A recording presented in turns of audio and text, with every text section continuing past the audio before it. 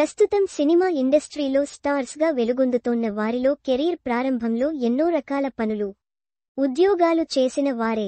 అయితే వీరందరిలో talented director come producer మారుతిది వేరే కథ. డైరెక్టర్గా సినిమా ఇండస్ట్రీలోకి అడుగుపెట్టాక కూడా సహ నిర్మాతగా, డిస్ట్రిబ్యూటర్గా పని చేశాడు ఈయన. తనకు కట్నంగా వచ్చిన డబ్బుతో అల్లు అర్జున్ నటించిన ఆర్య సినిమా కొన్నాడు. డిస్ట్రిబ్యూటర్గా మంచి హిట్ అందుకున్నాడు. ఆ తర్వాత డైరెక్టర్గా తనకంటూ ఓ ప్రత్యేక గుర్తింపు తెచ్చుకున్నాడు మారుతి. అలా జయ-పజయాలతో సంబంధం లేకుండా సినిమాలు తీస్తూ వెళ్లాడు. ఇప్పుడు పాన్ ఇండియా హీరో ప్రభాస్ను డైరెక్ట్ చేస్తున్నాడు.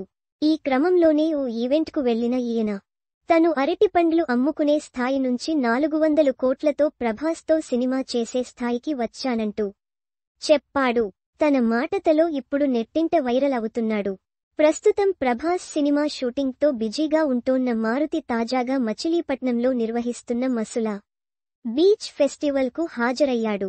ఈ సందర్భంగా తన పర్సనల్ అండ్ ప్రొఫెషనల్ లైఫ్ గురించి పలు ఆసక్తికర విషయాలు పంచుకున్నాడు.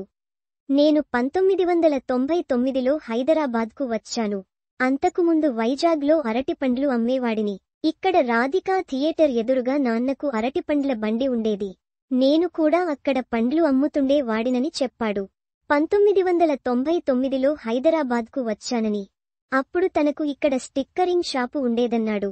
హిందూ కాలేజీలో చదువుకుంటూనే నెంబర్ ప్లేట్లు రెడీ చేసేవాడిని.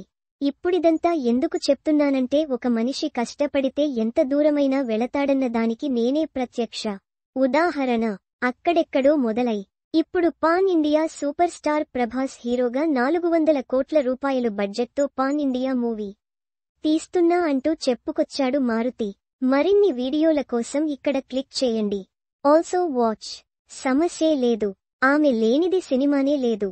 ప్రేమే పొట్టన పెట్టుకుంది. పాపం హీరోయిన్ వెలుగొందాల్సింది.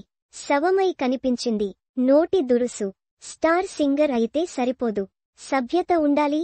ప్రేమగా స్వీట్ పెడితే నిరాకరించిన వధువు. వరుడు ఏం చేశాడో చూడండి.